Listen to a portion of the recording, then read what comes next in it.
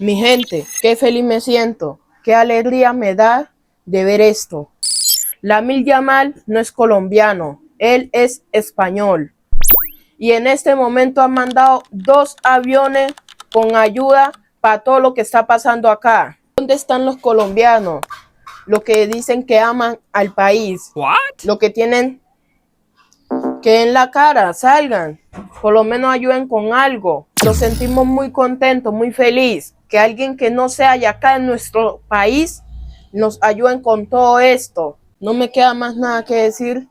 Yamal, que Dios te bendiga y que siga bendiciendo siempre y donde vaya a tu familia y a ti.